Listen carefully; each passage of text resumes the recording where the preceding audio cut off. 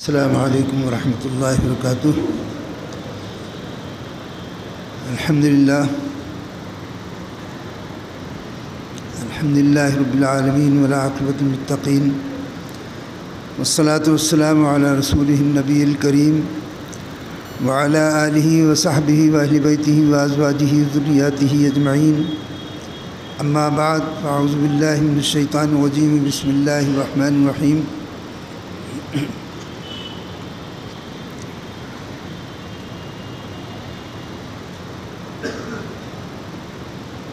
شہر رمضان الذی انزل فیہ القرآن ھدی للناس وبینات من الھدی والفرقان فمن شہد منکم الشہر فلیصم ومن کان مریضا او علی سفر فعدۃ من ایام اخر یرید اللہ بکم الیسر ولا یرید بکم العسر، صدق اللہ مولانا العظیم وصدق رسولہ النبی الکریم۔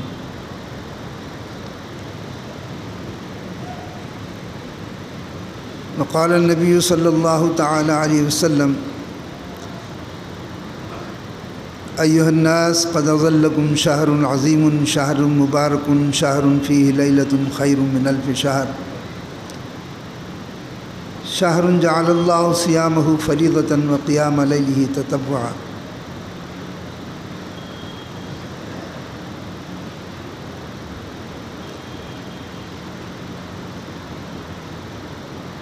من تطوع فیہ کان کمن ادی فریضۃ فیما سواہ ومن ادی فریضۃ کان کمن ادی 70 فریضۃ فیما سواہ، او کما قال علیہ الصلاۃ والسلام۔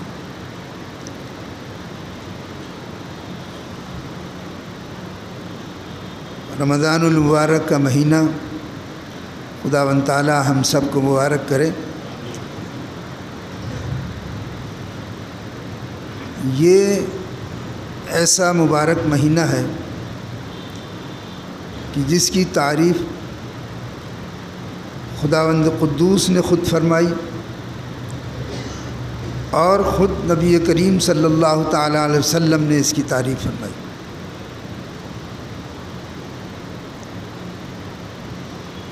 رمضان کا مہینہ انسانوں کے لیے کتنی رحمتیں برکتیں لے کر آتا ہے، اور کیسا یہ عظیم مہینہ ہے کہ قرآن کریم اس مہینے کا تعارف کرا رہا ہے۔ تعارف جب کسی کا ہوتا ہے، آپ سب لوگ جلسوں میں جاتے ہیں، کانفرنسوں میں جاتے ہیں، دیکھتے ہیں کہ جب کسی بڑی شخصیت آ رہی ہوتی ہے تو اس کا تعارف پہلے کرایا جاتا ہے کہ وہ کتنی اہمیت کے حامل ہے اور کتنی خوبیوں پر وہ مشتمل ہے۔ رمضان کا مہینہ حدیث پاک میں آتا ہے کہ یہ امت کا مہینہ، یعنی اس مہینے میں امت کے اوپر خصوصی رحمتیں اور خدا کا خصوصی فضل ہوتا ہے۔ قرآن کریم فرما رہا ہے یہ شہر رمضان الذی انزل فیہ القرآن، رمضان کا مہینہ وہ ہے کہ جس میں قرآن نازل کیا گیا۔ یہ تعارف ہے، یہ تعارف ہے قرآن کا رمضان کے مہینے کا، کہ رمضان کا مہینہ کیسا ہے۔ وہ انزل فیہ القرآن، یہ وہ مہینہ ہے کہ جس میں قرآن کو نازل کیا گیا۔ ھدی للناس، جو تمام لوگوں کے لیے ہدایت کا ذریعہ ہے قرآن کریم۔ وبینات من الھدی والفرقان، اور ہدایت و رہنمائی پر حق اور باطل میں تمیز کرنے والی تمام دلیلیں، تمام ثبوت اس قرآن کریم کے اندر موجود ہیں۔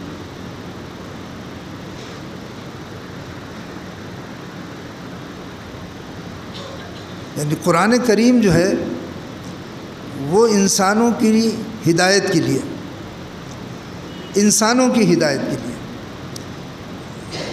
صرف مومنوں کی ہدایت کے لیے نہیں، صرف مسلمانوں کی ہدایت کے لیے نہیں فرمایا گیا، ہدی للناس، تمام لوگوں کے لیے ہدایت ہے۔ کچھ لوگ اس پر ایمان لے آئے، ان کے لیے سراسر ہدایت ہے، ان کو اس ایمان لانے کا آخرت میں بھی اجر ملے گا۔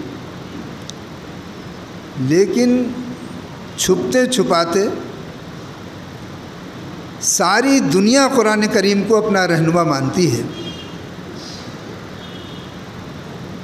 اور اسی سے استفادہ کرتی ہے، تمام اصول اسی قرآن کریم سے لیتی ہیں، معاشرے کے، سماج کے، بھلائیوں کے،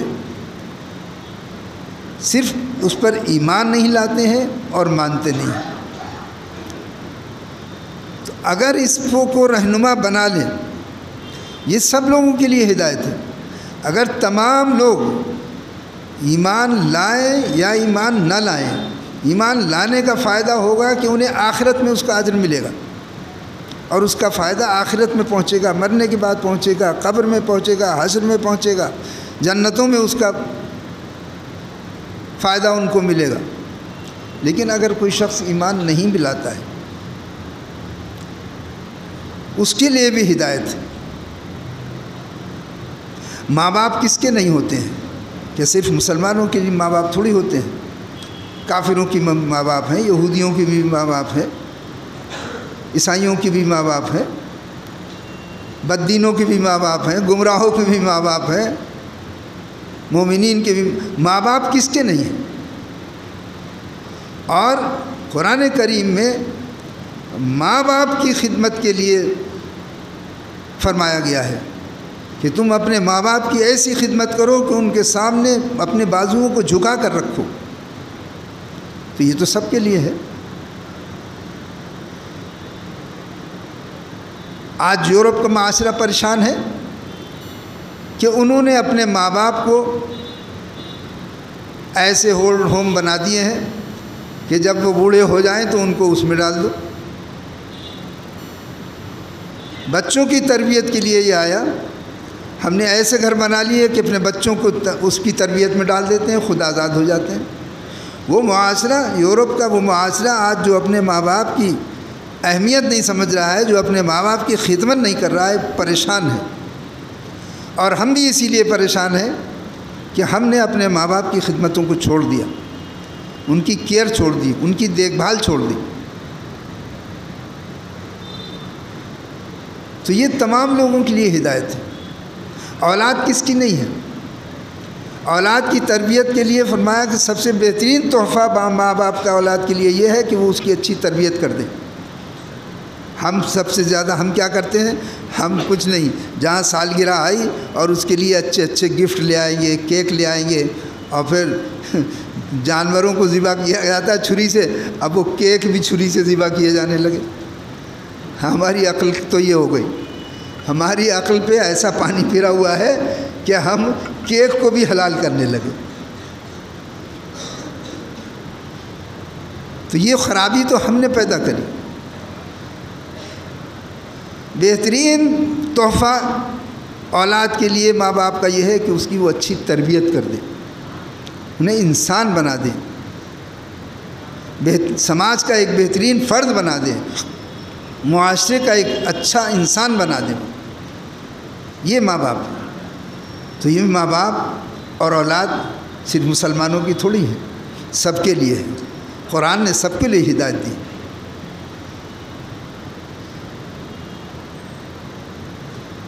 شراب صرف مسلمانوں کو خراب تھوڑی کرتی ہے، شراب تو پورے معاشرے کو خراب کرتی ہے۔ جو ہندو معاشرہ ہے شراب اسے بھی خراب کرتی ہے۔ شراب کے لیے بھی انہوں نے قرآن کریم نے شراب کو منع کیا کہ یہ انسانوں کو نقصان دینے والی چیز ہے، جوا انسانوں کو نقصان دینے والی چیز ہے۔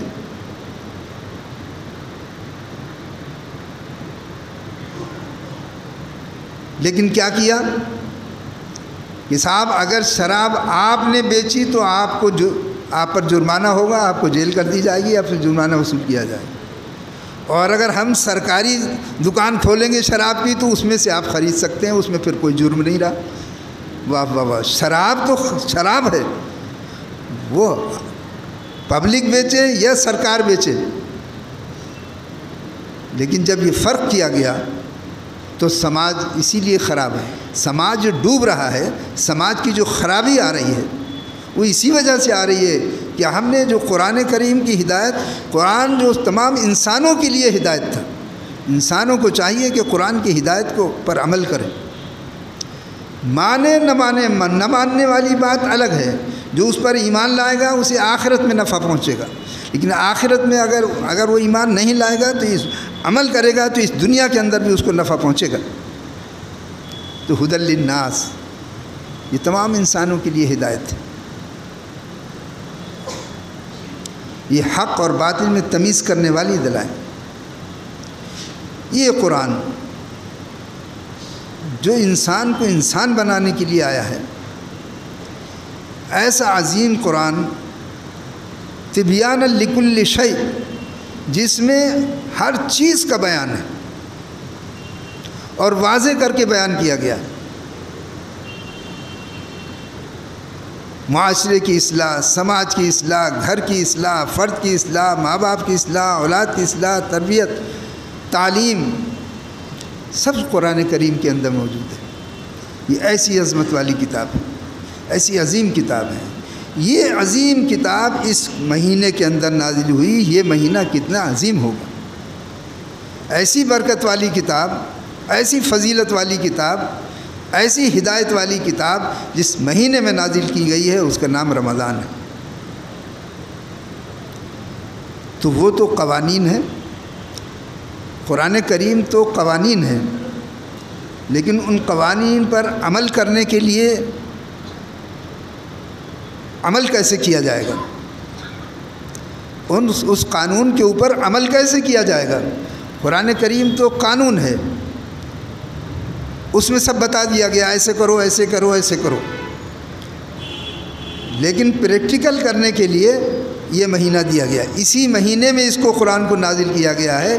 قرآن رمضان کا اور قرآن کا ایک چولی دامن کا ساتھ ہے۔ قرآن کریم کے جتنے بھی احکامات ہیں،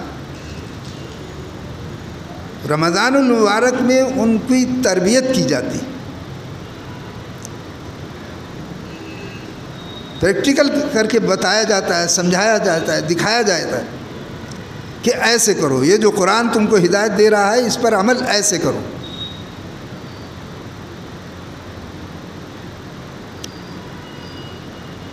قرآن کریم نے کہا کہ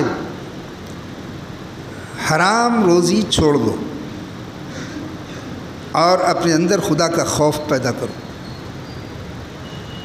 اپنے اندر خدا کا خوف پیدا کرو اور اپنے اندر تقوی اور پرہیزگاری پیدا کرو۔ تقوی اور پرہیزگاری یعنی گناہوں سے بچنا، اس کا نام تقوی ہے۔ تو رمضان کا مقصد ہی، روزوں کا مقصد ہی رکھا گیا کہ اس مہینے کے اندر روزے رکھ کر یہ تربیت دی جاتی ہے کہ تمہیں کس طرح رہنا ہے، اپنی پوری زندگی تم کو کس طرح رہنا ہے۔ کہاں آ رہے ہیں؟ جہاں جگہ ملے وہاں بیٹھیے، ادھر پیچھے جگہ ہے، صف میں بیٹھیے۔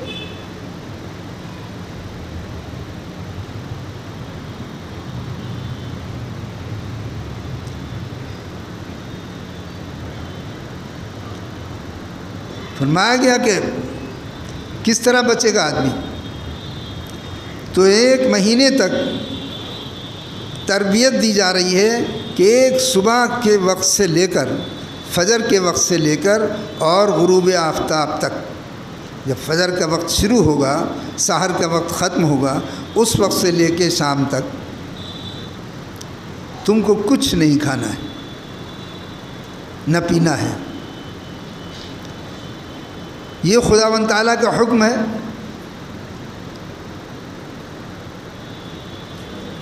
اللہ کی رضا کے لیے یہ صرف یہی نہیں ہے جو قرآن کریم نے فرمایا کہ صرف ہم نے تمہارے لیے روزے نہیں رکھیں گے، پچھلی امتوں پر بھی تھی،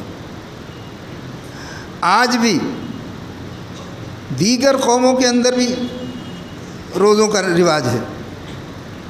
اب انہوں نے اپنے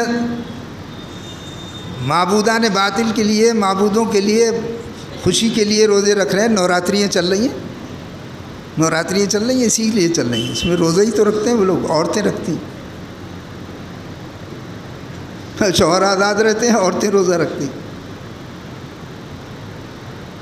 تو یہ تو انہوں نے اپنی طرف سے بنا لیا، لیکن اصل تھیم جو ہے، اصل چیز جو ہے کہ اپنے معبود کو خوش کرنے کے لیے روزہ رکھتا ہے۔ روزہ رکھنا ہر قوم کے اندر ہے، اپنے معبود کو راضی کرنے کے لیے۔ تو اللہ رب العزت قرآن کریم نے بھی فرمایا کہ تم روزہ رکھو، تم اپنے رب کو راضی کرو، تم اپنے رب کو راضی کرنے کے لیے روزہ رکھو، اور اس میں رب کا جو حکم ہے اس کو مانو۔ صبح سے لے کے رات شام تک کچھ نہ تمہیں کھانا ہے، نہ پینا ہے، نہ فحش کلامی ہے، اپنی زبان کو بچاؤ۔ روزہ صرف اسی کا نام نہیں ہے کہ زبان سے کھانا پینا چھوڑ دیا، باقی دھوکہ بھی دے رہے ہیں، جھوٹ بھی بول رہے ہیں، ظلم بھی کر رہے ہیں، اس کا نام روزہ نہیں، یہ تو بھوکا رہنا ہے۔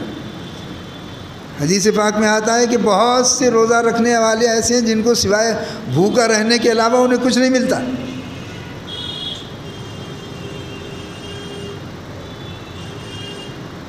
لیس لہم الا الجوع، سوائے بھوک کے انہیں اور کچھ نہیں حاصل آتا، دن بھر بھوکے رہتے ہیں اور کچھ نہیں ملتا ہے۔ کیوں نہیں ملتا ہے؟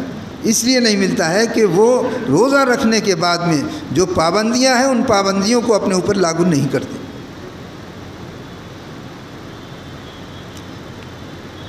تو یہ روزہ، یہ قرآن کریم نے جو بھی ہدایت دی ہیں، جھوٹ نہیں بولو، غیبت نہیں کرو، حسد نہیں کرو، بغض نہیں کرو، ایک دوسرے کو برا نہ کہو، ایک دوسرے کو دھوکہ مت دو، جتنے بھی یہ احکام ہیں ایک دن کے روزے کے اندر سب بتا دیا جاتا ہے کہ ایسے کرو۔ یہ تربیت ہے ہماری۔ خداوند تعالیٰ کی رضا کے لیے روزہ رکھو تاکہ تمہارے اندر تقوی آ جائے، تمہارے اندر پرہیزگاری آ جائے، تمہاری عادت پڑ جائے۔ اس وقت تمہیں حلال چیزوں سے بھی روک دیا گیا، اور ماشاءاللہ جو لوگ روزہ رکھتے ہیں کیسی پابندی کرتے ہیں اللہ کے حکم کی۔ مجال ہے منہ کے اندر کلیاں کرتے ہیں، دن میں 5 مرتبہ 10 مرتبہ کلیاں کرتے ہیں، ایک وضو میں 3 مرتبہ تو آدمی کلی کرتا ہی ہے، اگر 5 وضو کیے تو 15 کلیاں تو ویسے ہی ہو گئیں، اور اس کے علاوہ بھی آدمی منہ دھوتا ہے تو کلی کرتا ہے۔ لیکن اللہ اکبر، اسے کہتے ہیں خدا کا خوف کہ پانی حلق کے اندر ہے اور آدمی تھوک دیتا ہے، ایک قطرہ حلق کے نیچے نہیں جاتا ہے۔ یہ تربیت اس لیے کی جا رہی ہے تاکہ تمہارے اندر خدا کا خوف ایسا پیدا ہو جائے کہ جب حرام روزی کے لیے کہا جائے کہ تم کو چھونا نہیں ہے تو پھر ہماری حلق کے نیچے حرام کا ایک دانہ نہیں جانا چاہیے، حرام کے طرف ہمارا ہاتھ نہیں پہنچنا چاہیے۔ یہ اس مہینے سکھایا جاتا ہے، پوری تربیت دی جا رہی ہے۔ اپنے آپ کو دھوکہ دینے سے بچاؤ، جھوٹ بولنے سے بچاؤ، نگاہوں کو ٹھیک رکھو۔ تو یہ تربیت کا مہینہ ہے، اس میں قرآن کریم میں جو احکامات ہیں ان کی تربیت دی جا رہی ہے۔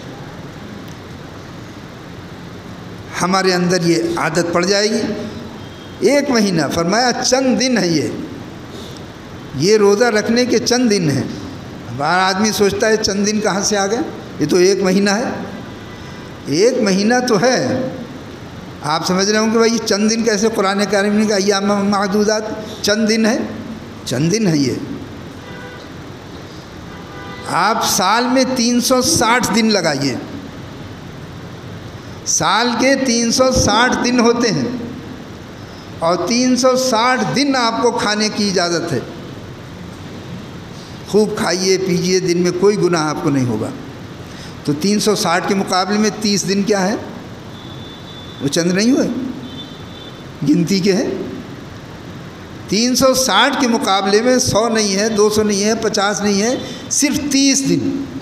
تو گنتی کے 30 دن رکھے گئے 360 کے مقابلے میں۔ تو قرآن کریم سچ فرما رہا ہے کہ ایام معدودات، یہ چند دن ہیں، اور یہ چند دن تمہارے فائدے کے لیے ہیں۔ اس کے اندر تم کو عادت پڑ جانا چاہیے۔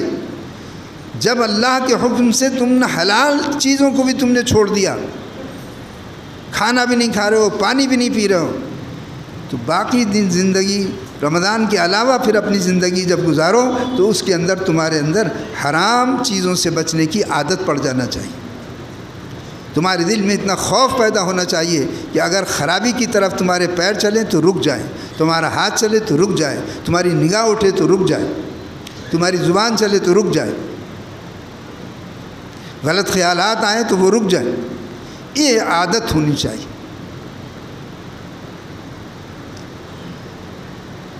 انہی دنوں کے اندر خداوند تعالیٰ نے اپنی عبادت کو بھی اپنے بندوں کی رحمت نازل کرنے کے لیے اپنی عبادت کو مزید فرمایا کہ میں حضور اکرم صلی اللہ علیہ وسلم فرمایا کہ یہ مہینہ ایسا ہے جس میں دن میں روزہ رکھنا فرض ہے اور رات کو کھڑا ہونا یہ زیادہ کیا گیا ہے۔ عام دنوں میں عشاء کی نماز پڑھتے ہیں صرف، لیکن رمضان میں اس کھڑے ہونے کو زیادہ کیا گیا ہے، یعنی تراویح کی نماز بھی۔ تہجد تو ہمیشہ پڑھی جاتی ہے، تہجد مراد نہیں ہے، عشاء بھی ہمیشہ پڑھی جاتی ہے اور تہجد بھی ہمیشہ پڑھی جاتی ہے، تو وہ زائد نماز تہجد نہیں ہے۔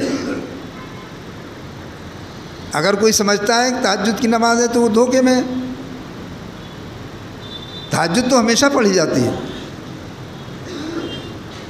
یہ زائد نماز تراویح کی نماز ہے۔ یہ رمضان تک ہے، یہ عشرہ ہے، ختم ہونے جا رہا ہے۔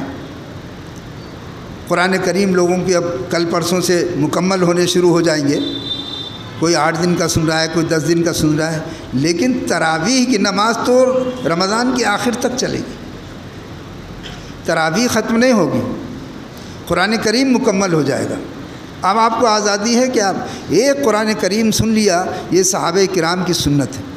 تراویح پڑھنا حضور اکرم صلی اللہ علیہ وسلم کی سنت ہے، اور جماعت کے ساتھ قرآن پاک کو سننا یہ صحابہ کرام کی سنت ہے۔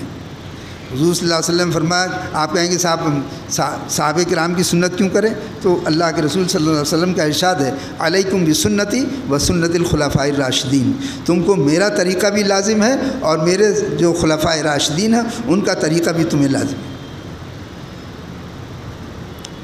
تو تراویح پڑھیے، تراویح کی جماعت سے پڑھیے، اور اس میں ایک قرآن کریم کا سننا صحابہ کرام کی سنت ہے۔ تراویح کی رکعت میں روایتیں ہیں، 20 رکعت تراویح ہے۔ تمام ائمہ کے نزدیک، امام شافعی، امام مالک، امام احمد بن حنبل، امام ابو حنیفہ رحمۃ اللہ علیہ، 20 رکعت تراویح صرف ابو حنیفہ کی ایجاد نہیں ہے، 20 رکعت تراویح تمام ائمہ کے نزدیک ہے۔ امام شافعی رحمۃ اللہ علیہ فرماتے ہیں کہ میں جب سے مکے میں پیدا ہوا، مکی ہیں وہ، آپ نے فرمایا میں نے جب مکے میں ہوش سنبھالا تو میں نے مکے والوں کو 20 رکعت تراویح پڑھتے ہوئے دیکھا۔ تابعین کا دور ہے وہ، امام شافعی 250-300 سال کی بات نہیں ہوئے تھے، 150 ہجری کی امام شافعی کی پیدائش، 150 ہجری۔ امام ابو حنیفہ رحمۃ اللہ علیہ کی سن 80 ہجری کی پیدائش ہے۔ امام مالک بھی اسی زمانے کے تھے۔ سب نے صحابہ کرام کو 20 رکعت تراویح پڑھتے دیکھا، اور روایات موجود ہیں۔ حضرت علی کرم اللہ وجہ قرہ کو بلایا کرتے تھے، اور جماعت سے نماز پڑھ کے آپ وطر آپ پڑھایا کرتے تھے، اور 20 رکعت تراویح، 5 تراویحات، تراویح جمع ترویحہ کی، تراویح جمع ترویحہ کی ہے۔ ترویحہ کہتے ہیں آرام کرنے کو، تو یہ آرام کی نماز ہے، اسی لیے ہم 4 رکعت کے بعد میں تسبیح تراویح پڑھتے ہیں، تھوڑا سا آرام کرتے ہیں۔ تو روایات میں آتا ہے کہ 5 تراویحات، 5 تراویح پڑھے جاتے تھے۔ تو 5 تراویح کب ہوں گے؟ 4 رکعت کے بعد بیٹھیں گے، آرام کریں گے، پھر 4 کے بعد آرام کریں گے، پھر 4 کے بعد 20 رکعت ہو جائیں گی 5 تراویح میں۔ 5 چوک 20 ہوتے ہیں، 8 نہیں ہوتے ہیں۔ حضرت عمر رضی اللہ تعالیٰ عنہ کے زمانے میں صرف اتنی بات ہوئی کہ جماعت کے ساتھ اس کو قائم کیا گیا۔ لوگوں کو شوق ہو رہا تھا، لوگ ایک جگہ کھڑے ہوئے اور نماز پڑھ رہے تھے، انہوں نے نماز پڑھنا شروع کی۔ رکعت کے لیے طے ہے کہ رکعت تو 20 ہی رکعت تھی۔ حضرت عمر نے 20 رکعت نہیں کری۔ جو لوگ حضرت عمر رضی اللہ تعالیٰ عنہ پہ الزام لگاتے ہیں انہیں شرم آنی چاہیے۔ ایسا جلیل القدر صحابی، جن کے زمانے میں ایسے صحابہ موجود تھے کہ حضرت عمر نے ایک مرتبہ خطبہ دیا اور 2 چادر پہن لی، ایک تہمت باندھے ہوئے تھے، ایک کندھے پہ ڈالے ہوئے تھے۔ ایک صحابی کھڑے ہو گئے کہ عمر، غنیمت میں سب کے حصے میں ایک ایک چادر آئی ہے، تمہارے اوپر یہ 2 چادریں کیسی؟ ایسے صحابہ کا معاشرہ تھا۔ امیر المومنین، جن سے ایران کے پہلوان اور ایران کے بادشاہ کانپتے تھے، وہ امیر المومنین ممبر پہ کھڑا ہے اور ایک صحابی امت کے کھڑے ہوئے ہیں اور وہ کہہ رہے ہیں کہ عمر یہ بتاؤ کہ تمہارے پاس 2 چادریں کہاں سے آئیں؟ شرم نہیں آتی ان لوگوں کو حضرت عمر پر الزام لگاتے ہوئے کہ انہوں نے 20 رکعت تک تراویح بڑھا دی، 8 رکعت تراویح تھی، 12 رکعت تراویح بڑھا دی انہوں نے۔ کیا صحابہ کرام کا کسی نے اعتراض کیا؟ جو مجمع، جو صحابی عمر جیسے خلیفۃ المسلمین سے ایک چادر کا حساب لے لیں ممبر کے اوپر، وہ 12 رکعت پہ خاموش رہیں گے؟ 12 رکعت نماز پڑھا دی عمر نے۔ شرم کی بات ہے، انہیں توبہ کرنا چاہیے اس بات سے، اس الزام سے توبہ کرنا چاہیے۔ تراویح 20 ہی رکعت اور روایت موجود ہے، حضور اکرم صلی اللہ علیہ وسلم 20 ہی رکعت پڑھتے۔ 2 دن آپ نے نماز پڑھائی، اس کے بعد آپ نے فرمایا کہ اگر تیسرے دن بھی آ کے میں نماز پڑھا دیتا تو وہ تمہارے اوپر فرض ہو جاتا، اس لیے نہیں آئے۔ پھر گھر میں پڑھنے لگے۔ حضرت ابوبکر صدیق کے زمانے میں بھی لوگ گھروں میں پڑھتے رہے۔